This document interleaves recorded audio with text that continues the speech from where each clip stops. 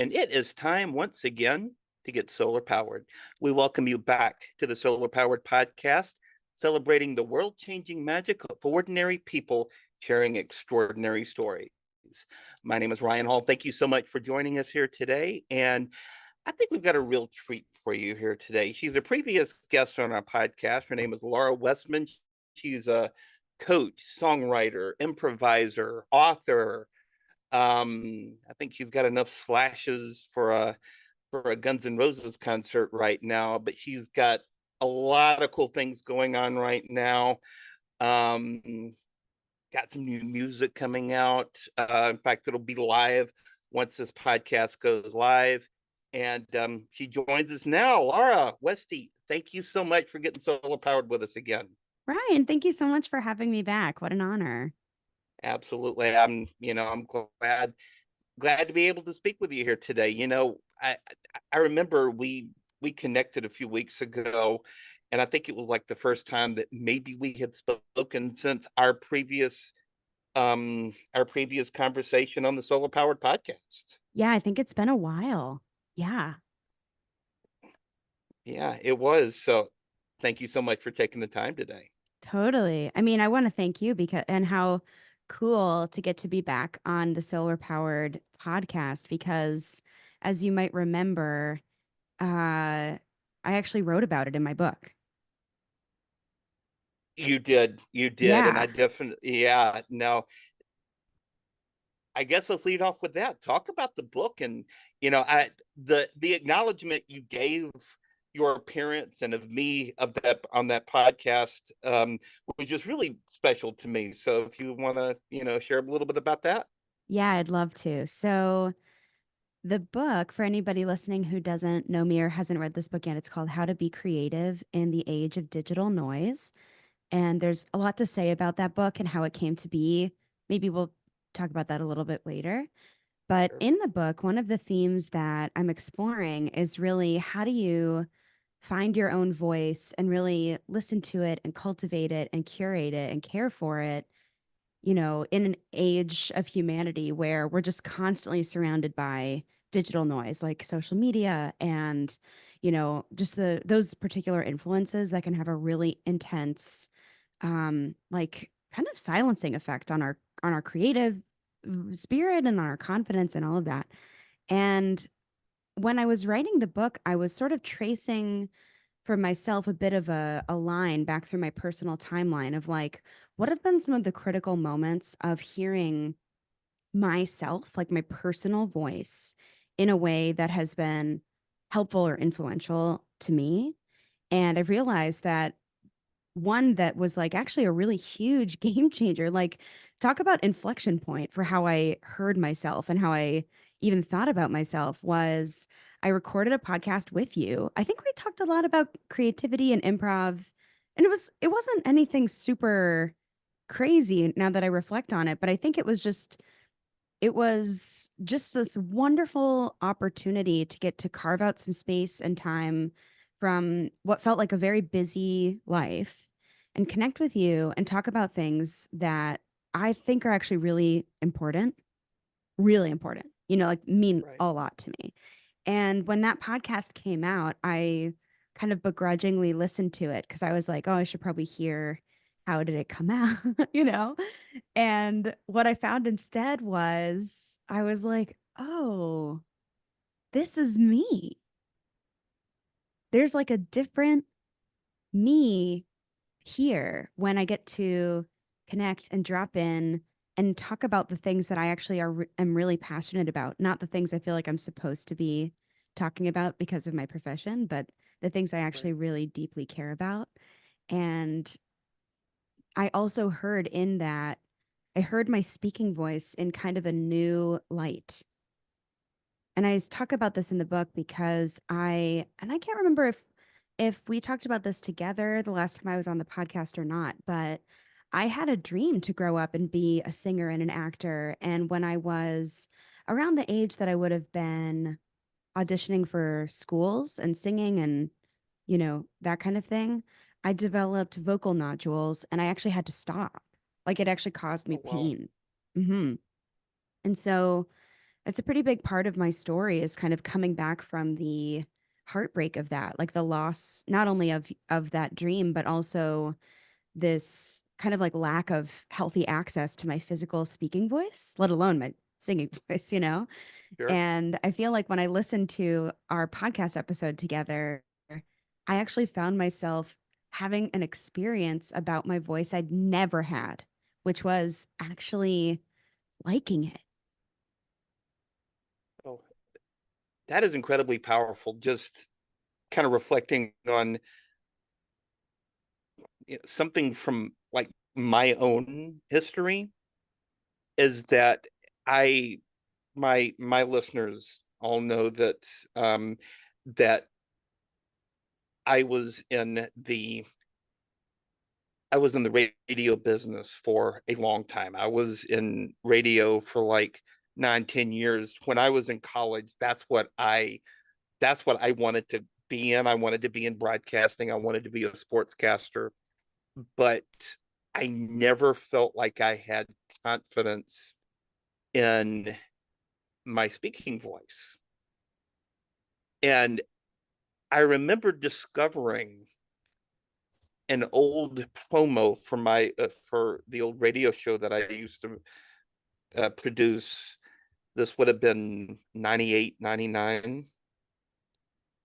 And I remember hearing my speaking voice, and I would have been maybe 21, 22 years old, somewhere around in there. And I remember hearing my voice as I was voicing that over, not really recognizing it to the person that I am today. And I think I think just to kind of reflect on what you just said, and first of all, it really means a lot to me just to, with the understanding that your appearance on my podcast was such a, huge transformation point for you in how you see yourself and how you heard yourself. But also, I just think it's I just think it's incredibly powerful because, like, I'm a firm believer, and I'll shut up eventually, but I'm a firm believer is that our voice can rattle the world. Our speaking voice, our message, our story, all that stuff can rattle the world.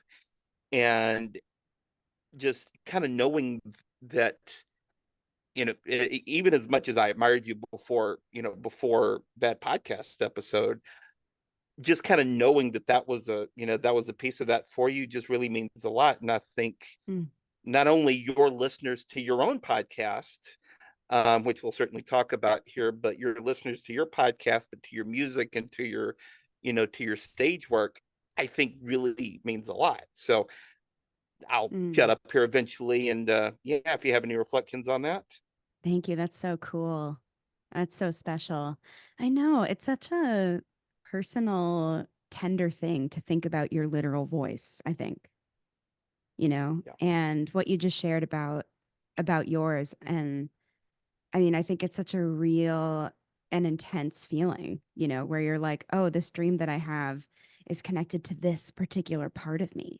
And yeah, it's like, I mean, Bay and I talk about this a lot on West of Wonderland about how when you're a kid, people hold the dreams that you have with a lot of reverence, or at least they'll fan the flames. Like they think they're cute at minimum, And then Right. we kind of, yeah, we hit this point where suddenly other forces are louder than the call of that particular dream or desire, like either the voice of comparison or the demands of going into the industry of something, which is a different Right. thing than doing something for fun. And when you share that dream of being a sportscaster, I feel like you've never told me that before, but it's very fitting. I feel like that makes a lot of sense knowing you.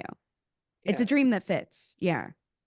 And it really does. And yeah, the whole comparison thing, my mentor in the radio business was a man named Doug Layton, who was the long time, like for 30 plus years, voice of the Crimson Tide. And Doug Layton had one of those just big commanding voices that you instantly recognized. And just he had complete control and confidence in it. Mm. Mm-hmm. And when I was just a super young man working with him, I kind of felt intimidated by that. Mm-hmm. I would too. Yeah. You know, that's Yeah. like a giant. That's like a giant of a person, Yeah. And it's so rare that someone, if you just think about how many people are on the planet, every once in a while, there's somebody like that where like their voice and their presence and their drive and their passion all line up to create a legacy like that. That's Yeah. amazing. Yeah. Yeah. Wow, that's so And cool. yeah. Well, enough about me. Let's talk about you. You've got a lot of stuff going on right now. You've got the book, which I highly recommend, and we'll, of course, include a link in the description of this podcast. But you've also kind of established a bit of a YouTube presence. Oh, yes. Yes, I have. Yeah, you Yeah. want to talk about that? Sure. We can thank my husband, Cody, for that. Last year, after I had written the book, I was like, cool, how else do I get the word out about all the stuff I'm building? And he was like, oh, you should probably go on YouTube. he sort of, he was sort of like my YouTube channel doula, he like kind of held my hand, so to speak, as I wrapped my head around being that out there, you know? But I think he was right. It's been really fun to do. So the YouTube channel is called The Creativity Broadcast. And the channel is really a space I kind of hope, anyway, I hope that the feel of the channel is like you're coming over to my treehouse and we are going to talk about creativity in really specific, weird, practical, helpful ways. And so I have a number of different types of video on the creativity broadcast. I have a lot of guided journaling so that if you're like, oh man, I kind of need to connect with myself, but I'm not really sure how, you can go in there. And there's a lot of different topics for guided journaling. And I like those videos. They're kind of body doubling videos so that it looks like you and I are sitting down at the same time to journal, which I think is really fun. And Yeah. yeah, I have a couple of videos that I think people have found particularly interesting and spicy. I have one that's called Do You Struggle with Wanting to Be Famous?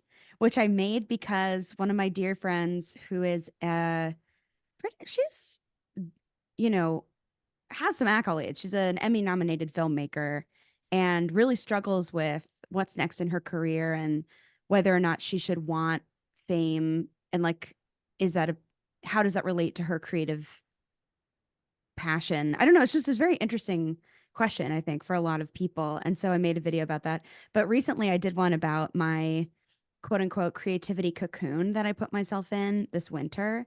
And that one is so I'm surprised actually, but that one has the most views within like the first week. I think people are just curious about it. Oh wow. Oh Yeah. wow. The you want to talk about that a little bit? The creativity cocoon. I Yeah, think our sure. yeah, I think our listeners could really get some, take away some cool value from that. Yeah, I mean, there's so much to tell. My video about it, I did in a Q&A style. Like I asked people in my community and my clients what questions they had about the cocoon. So there's a literal 30-minute video of me just like straight up answering questions and talking about it, But I think for purposes of our conversation, one of the things about that was particularly powerful for me was I had a really strong desire. So last year, my book came out in February 2023. And the book sort of showed me what other things were asking to also be made. And part of that was definitely a suite of courses around your creativity. I could see the Right. whole thing. And I spent much of 2023 testing out material. And then I got to a point in January of 2024 when I was like, okay, great. I think it's ready to be made. And then I just looked at my calendar and I was like, but when? But when? you know? I feel like it's such a common stopping point with any creative endeavor, Like I think we all have You don't these say. yeah, I mean, tell me if I'm wrong about this, but I feel like a lot of creative people, we have this fantasy of like, oh, if I could just drop everything and only work on this, then everything would be amazing, you know? And I think that is a wonderful fantasy. It's not really practical for being able to live with the demands of your day-to-day adult life, you know. So, but I do think we have more control than we think over where our energy and attention and focus go. And so my cocoon sort of came to me one day. I was like journaling one morning and I was kind of just trying to quiet down and listen to myself. I'd had this nagging feeling that something in my intuition wanted to talk to me, but like I couldn't connect to it. And then out of nowhere, I was just sitting quietly during my journal practice and the word cocoon and quiet down, those were the phrases that just like came into my mind at that time.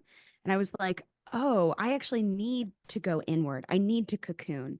If I'm going to make these courses and like actually make this into a thing, I need to give myself the proper amount of time to do it and do it well and create the conditions for me to be the like creative genius I know I can be and to kind of hold that energy as the most important thing for a while. And because I don't know about you, but I mean I have a lot of people pleasing tendencies. I'm also pretty extroverted. I have a lot of social needs. And I think also because of my line of work, like because of my coaching business, I tend to be very oriented to talking to people. So, like, if someone calls or if someone's like, can we get coffee? I tend to just be a yes because it might go somewhere. And also because it's Right. fun. You know, I like really love Sure. being around people. Yeah. And so I knew if I was going to cocoon, it would be less about like managing other people contacting me and it would be more about me actually saying no for a while to give myself that peak creative energy, you know? So that's kind of Yeah, that was the thinking behind that. I get that. Yeah. And yeah, just and kind of coming out of that, you've you've got some really cool things on the like in the future. Like once this podcast goes live, you gave me a sneak preview of it before we went on here. But once this podcast goes live, you got a new single coming out. You've got a new song coming out, and Hmm. it's really freaking good. Thank you. Yes. Yes. It And is. my I think my audience knows how much of a discerning music fan that I am. And I'm not just saying that because you're a friend. It would be okay with me if you were. I would also my music is one area where I'm sure like, you would. you Yeah. know what, if you don't like it, just lie to me. Okay? It's vulnerable. I don't mind. I don't mind that. Right. Um yeah, I mean, it was so interesting because um so what I did in my cocoon, I kept a couple of things running, you know, like my clients, like my business, anything client facing or revenue generating kept going. I did a lot of prioritizing of like exercise and sleep so that my body was like really taken care of and I could kind of keep my spirit like I don't know, this is corny, but like keep it pure, you know? And yeah, that was pretty awesome. And then, so what I did was create my free guide, which is Uncover Your Creative Magic, which I personally think is a work of genius. And then the thing that was sort of like the bigger project was creating my course, Creative Clear Out, which is kind of like Creative Clear Out is sort of like a both physical clearing and also mental and emotional clearing for your creative self. So there's a good amount of like instruction around here's things to do, here's things to think about. You know, one of the tasks in the course is to actually create, like to turn a physical space in your home environment into a space that can be for your creative stuff. You know, so it's very like action oriented, very practical. But I do think one of the things that I love about it the most is that it focuses on your relationship to your personal creative genius. Like, how do you hold that part of you? You know, what do you know about it? What do you remember about it from the past? Like, really focusing on bringing it close. But it's also about having sustainable routines around your creativity so that it isn't something that is very like fits and spurts. It's more like, oh, how can I hold these different ways of being creative and weave them into my real life so that they actually stick around, so it doesn't go Love it. missing again. So Yeah. I have told some people that creative clear out is a little bit like a colonic, like for your creative life, because it sort of just like clears everything out. But there is a really like heavy emphasis on great, what do we practice now? And what do we create now? So I'm really excited. I'm going to be doing a launch of that in July. So stay tuned. I love it. I Yeah, love a colonic for your creativity. Yeah, like a juice cleanse for your creativity. kinda. Yeah, Yeah, sometimes you got to get the crap out to the golden flow. I it's feel that true. in my bones. It's true. Yeah. But do you feel like when, and I know you can really only speak for yourself and for the clients you work with, but do you feel like when life gets in the way, when priorities, when obligations rather get in the way, do you kind of feel like people will put those creative projects on the back burner and really like focus themselves to get out of that to kind of get out of that obligation, like in an analogy I love to use is just is like dust on like a dusty piano or having dust building up on a guitar. Do you feel like people have to put those in the mothballs for a while? And do you have ways that you can kind of, even when you're going through some stuff, to be able to keep pushing forward on that? Such a good question. I think I think it is kind of like a thing that happens to most people when they slide into adulthood, where very slowly, most of the time, I think it's a slower shift where we're just taught that we are supposed to value other things now. And some of it is very practical. Some of it is like very practical truth. Oh, I have to pay my bills. Okay. How am I going to do that? I have to spend my time on that, like, and I think that that can kind of snowball and our creative passions can kind of become these things that feel sort of frivolous, or sometimes they feel like more work because we want to be using it to produce something, but we're taught if we're working, it's got to be over here and for this purpose.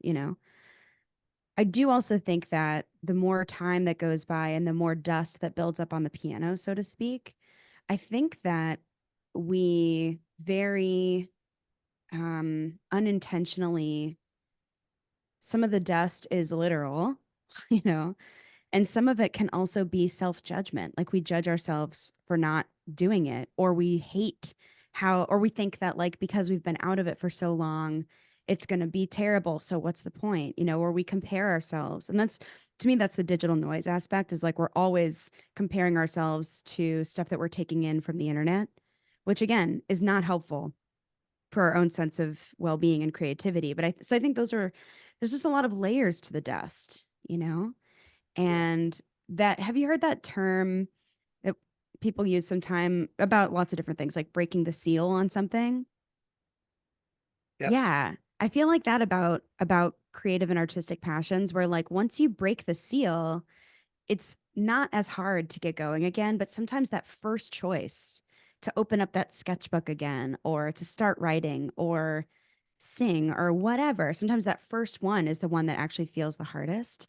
And I think in the spirit of that, creative clear out is really like loving around it and makes it very easy and approachable to, it's not like diving into the deep end of the swimming pool. It's more like a nice, slow walk in to the ocean, Yeah. so that it's actually really approachable. Because I think if we force ourselves to go back in, we're kind of like shocking the system. I don't think it's very helpful because I think our creative self is very sensitive. It's part of its power. And so Right.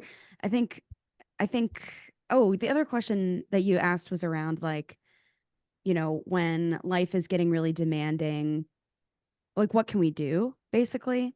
And I'd be interested to hear what you think about this. I think for me, I've learned to value what my creative practice turns on in me that makes it easier for me to deal with life. So now I'm at a point where taking a break to sing and play guitar for 10 minutes is probably the best use of my time if I'm feeling stressed, because it's going to settle everything. It's going to connect me to my power, which I experience in my voice. It's really different, but it's taken a long time to get here. You know, years ago, that would not have been the case. Right. Yeah, well, just what comes up for me is I think two things. The first thing is that I get that same rush, I get that same thrill when when because I have a really bad tendency when I'm working on a creative project, be it one of my books, be it be it a podcast, or really being like some courses that I've been kind of playing around with. When I start super overthinking something, everything stops. Mm, Like the blinking cursor on my computer screen just feels like it's mocking me at that point. And the judgment starts to flow, just the self-flagellation, so to speak, starts to flow, and it just stops. mm-hmm, But I also notice that when I'm really in the zone, that when I'm really writing well, or when I'm really doing something creative well, and I know that I know that there are some things that might not be working. There may be some things that I might be trying to figure out, but the the things that do work incredibly well. It's like it's like a jazz musician. It's like somebody who really really spends a lot of time in improvisation, one of your biggest one of your biggest passions right now. But somebody who spends a lot of time on improvisation, you're never kind of on an island by yourself. You may try something at the guitar, at the piano, that might not work, but you've got a drummer, you've got a bass player, you've got people on that stage to help pull you out of that. It's like Miles Davis mm-hmm, says, do not fear mistakes, there are none. So when I kind of get into that mindset of there are no mistakes out there, there are no things that could go wrong during a creative pursuit, that's when it just flows like butter. mm-hmm, mm-hmm. Yeah, it is really crazy how much our internal judgments play a role in not only what we can create, but also the experience that we have of that creativity. You know, what you said, I felt so viscerally about like the cursor kind of just like blinking there and like mocking it, like it is wild what our imaginations can do. Yeah, it's almost like the it's almost like just as a musician, if you like musicians who practice with a metronome, and if you're just listen to that thing tick back and forth and nothing feels like it's coming out, it's kind of the same thing. It's like when the Totally. when the cursor is just like, you can almost hear the cursor blinking. Yeah. It's so funny that you bring up the metronome because so I started taking piano lessons when I was 5, I think. So I was little. And when I was a teenager and I had like gotten through all of the piano education books, and we are sort of in the territory of like, I had to be more self led in terms of what my piano lessons would be for and be about. And I remember getting into more classical music and needing to practice with a metronome in order to deliver that kind of sound and to play it in this particular way. And Ryan, that metronome was the bane of my existence. Like for some reason, the thing that would come through me that allowed me to play piano well was not the same thing that valued precision, you know? Right. Yeah, and it's so funny because now I'm kind of at a point musically where I can hold those as different skills. Like I actually know there's wisdom in it, but for so long I was embarrassed about playing piano in front of people because I couldn't keep time in that particular way.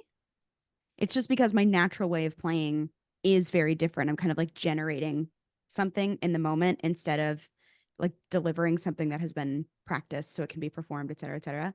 So now that we are starting to prep my songs to be not only in the full album together and it's more of like a rock band sound, but we're starting to practice them for like acoustic sessions and being able to perform them, you know, in open mics in different venues and stuff like that. It does Hmm. mean that I've really had to negotiate with the part of me that is like, F you, metronome, because I'm playing with multiple people and we rely on that consistency. You know, like there Yep. are some spaces with my music where improv can lead the way. But right now, my practice is actually leaning into more of that structure, not to self flagellate like it would have been in the past, but actually to enhance the overall sound. You know what I mean? Totally. Totally. What comes up for me is John Bonham, the iconic drummer for Led Zeppelin, who, is on the pantheon of rock and roll drummers, but was famous for being just a terrible timekeeper. But he had such feel that you could really pick that up when you listen to their music. But he had such feel, he had such individuality, maybe chemically enhanced, but he had such feel and such individuality that's what made that band so iconic. Yeah, that's wild. That's wild. Yeah, one of the greatest drummers of all time was known as being a terrible timekeeper. Go figure. That's truly like let that be a lesson to all of us, you know, that like Yes. if you just own your thing and own it till the cows come home, that's the only thing to do. That's the only thing to do.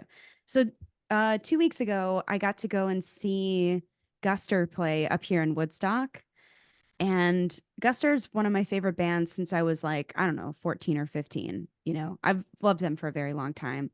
And they played this show kind of last minute because their friends were opening a theater up here and asked them to come and christen it with them. And because of the size of the theater and like the lack of lead time on ticket sales, I got to be right up at the front and it felt like a private concert. Like there were so few people there. It was amazing. It literally felt like Guster was performing for like me and a couple of strangers who happened to like the same music that I like. Like it was so cool. And one of the things about it that was awesome is that Brian Rosenworcel, who's the drummer of Guster, is kind of notorious for playing the drums with his hands most of the time. So like no matter which kind of drum set, the percussion is always happening by hand. And it's just one of those things where like you feel like you get used to it. You get used to someone's sound and then you see them do it right in front of you and do it with so much joy and presence that you're just like, holy crap, like falling in love with it all over again. That's really powerful. And I think live music is about the only kind of venue, is about the only kind of art form that can really bring out that kind of feeling in people because, even if you're like in a play or something that is not like heavily improvised, you're going to be rehearsing that until the cows come home. If Mm-hmm. but but live music, especially something that can be that just incredibly intimate. Like they probably play bigger venues, sell out bigger venues, but it just felt intimate. Mm-hmm. Even some of the concerts that I've been to over the past few years, yeah, it's a like a 3,000 seat theater, but it feels like instead of playing to the back row, they're playing to each and every person in each and every seat. Mm-hmm. Yeah, that's so cool. That's awesome. Yeah, I mean that is if you're actually using the seat when you're at the show, but It's true. that's a different story for a different day. Um, you know, before we wrap this up here, talk a little bit about the West of Wonderland podcast. I know that you've been doing that for a little while. Talk a little bit about that, if you would. Oh, don't twist my I arm. know there's a plaque right kind of right behind your shoulder there on your bookshelf that says Wonderland, and I'm one kind of Yes. reminded of that. Yes. I bought that for me, one for Bay, one for Emily, who does our social media. Because, I mean, come on, how cute is that? When I see Wonderland stuff at like Box Lunch or Hot Topic or something, I'm often the person buying it. So, West of Wonderland podcast. Um, let's see. I'm like, how to start this project that I love so much. So, West of Wonderland was born on August 8th, 2021. And we picked this date because August 8th is not only Bay Quiney's birthday, my co host, but it's also my birthday. I was about to say that felt very familiar, that date. Oh, yes. 8 8, the Lion's Gate. Oh, we love it. So, West of Wonderland is basically the place where Bay and I talk about our three favorite things. We talk about coaching and transformation and personal development, as you know, favorite thing. We Yep. talk about magical media, the stories and books and that, filled with characters and journeys that inspire us. And we also talk a lot about theme parks and experiences and like experiential magic and how it relates to leadership.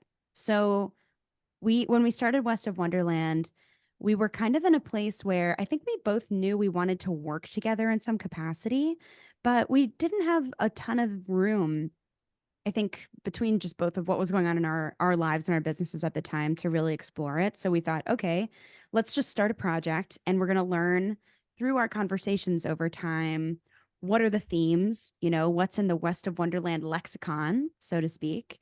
And we will be celebrating our third birthday this summer.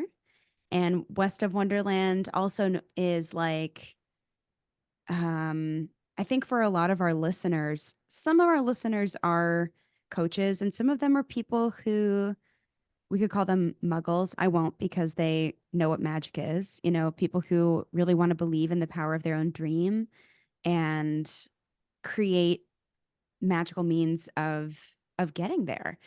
We also launched this year the Academy for Magical Coaching, which of course sounds nice and fancy. It's actually a lot chiller than it sounds.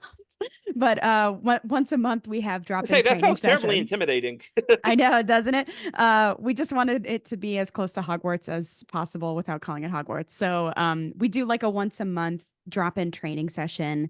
They're oriented toward coaches who want to kind of bring more magic and reverence to their practice. And so we had our first one was called Wishes. And no, our first one was called Dreams. And our second one was called Wishes because dreams training was so cool and people came and engaged at such a level that at the end of the session they were like, can you do one about wishes and like how are wishes distinct from dreams? And we were like, oh my god. So anyway, that's how that is unfolding. And in July our academy session is going to be a rewards workshop because we talk about rewards on West of Wonderland all the time. And we do so many weird things with rewarding ourselves. Even coaches are crazy about rewards, So it's going to be our magical academy session in July. Love And it. yeah, we're also hoping to put together our first West of Wonderland retreat. And I can't reveal the theme, but I'm pretty psyched about it. Love it. I love it. That's,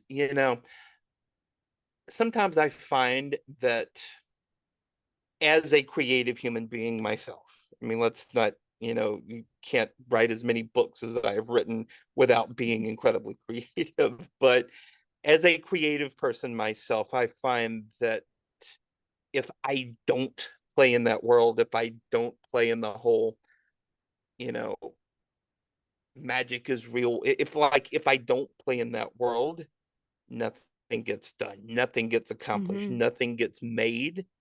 But if I'm kind of playing in that world, and the clients that I work with, and and the readers of my books, it picks up. People really pick up on that stuff. Mm-hmm. So it's, I think it's important work, not just in the coaching and leadership space. Wow, thank you so much. I really received that. I mean, it makes sense. I think that those kinds of things really speak to people on a like on a heart level, you know? It's something that your adult mind, it kind of like calms the normal preoccupations of the adult mind. It kind of lets you drop into your heart, you know, where the belief in what's possible becomes the most important thing again. And so I think that's awesome. That's so cool. I love it. Yeah. I know we're kind of running out of time here, but one thing that really stuck out to me is, somebody who, again, I'm working on a new book idea. I don't really want to go into much detail on it, but it's something that I've never done before, in this particular world. But I was having just a ton of self-doubt just earlier today. Mm. Ton of self-doubt. The anxiety was just barking. And I remembered this picture that I shared on my social media many years ago when I was maybe 3 years old. And I'm standing in front of this old Oldsmobile car, not being able to know what I do with my hands, and I still don't, even in my late 40s now. But um, I remembered that, and I just wanted to say that when I have those self-doubts, I have to remind myself of who I'm doing this for, of the kid who just fell in love with stories once upon a time, hearing his teacher reading, you know, tales of a fourth grade nothing once upon a time. So what can you say? God, Judy Bloom would probably be about the only author I'd be intimidated to meet right now. But what would you say to somebody like that who may be feeling some self-doubt, who may be feeling some anxiety in their own creative projects, and just kind of reflecting it on, as we coaches say, our what for? And my what for is that little guy. Yeah. Oh, it's so powerful in the first place. Like having a what for like that. When you said that, I was flooded with imagery of like for myself, of like my inner 9 year old and my inner 12-year old, you know, like this is definitely for those ladies most of the Yes. time. So that in itself, I think, is really powerful. I do think when we get to a moment where we're like in self doubt or anxiety, or we're doubting our creative direction, or like, is this worth my time? Should I just give up, etc. I think we have a lot of options about how we want to hold ourselves in that moment. This thing you said about create, like, kind of coming back to that, what for, and like, who am I doing this for, is a super powerful choice. I also want to offer up one practice that I love that I think I talk a good amount about in my book is a practice of appreciation. And it's a little different than a gratitude practice. A gratitude practice is like, I'm grateful for blah, blah, blah. An appreciation practice is like, okay, let me look at the thing I'm doubting and let me turn that doubt on its head for a few minutes. What are the things I love about this? What are the things I appreciate about this? Yeah. So you're kind of like, this is dramatic, but you're kind of like worshiping your creation at a moment when you want to tear it down. And it changes the whole trajectory if you do that. So I'd recommend that as a kind of cool practice. I would also say, just to bring back something you and I were talking about before we started recording, I think sometimes when I want to like tear stuff down, or I feel like it's not moving fast enough or it's not good enough or something, I like to think about the like I go back to a time in my recent memory before my creativity lived this way and had this much room, so that I can see like, oh yeah, this was the future that I wanted for my creativity, was like this much room and this much space. And so it makes me connect to like, oh yeah, it's really special and magical that I'm even having this problem. And when you connect with that, it's a really good way to kind of zap the doubt again, because you're like, I fought so hard to be here. Right, right. Cool. Okay. I love it. That gave me chills. That gave me chills Mm. because when we as creative humans, when we get into a place um where we just where like the doubt starts like chirping at us. I feel like, and I can only speak for myself here, but I feel like I get disconnected from just why I'm doing this, from just like, what, how I fell in love with storytelling, listening to my grandfather around a campfire, or, reading those incredible books when I was a kid, or listening to that incredible music that was constantly on in my house. Just hearing that kind of creativity, feeling that kind of creativity, it just gets me reconnected to just why I'm doing this and what I'm trying to create with it. Hmm. Yeah, it's beautiful. I feel like that's like the creme de la creme of being alive, is moments like that. Yes. Yeah, totally. Yeah, well, you and I could absolutely go on about this all day long, and We if totally we could. and if we had the opportunity, we certainly would. The door is open, always open, my dear. I'd love to have you back. Thank you so much. It's been such a pleasure, Ryan. Thank you. Absolutely, Laura. I know you got a lot of stuff to plug. How can people find you? How can people get connected with you? Oh, yeah. So I'm most active on Instagram. So if you're on Instagram, go on over. You can search my name, Laura Westman. My Instagram name is Westy Grammed, WESTYGRAMMED. It's a holdover from early Instagram days where everyone put like their name and then Graham after. Thought it was really funny. I just haven't changed it. And then if you want to test out my free guide, you can go to laurawestman.com/uncover. And that's my cool free treasure hunt to get your creative magic back. My book is called How to Be Creative in the Age of Digital Noise, and you can find that on Amazon.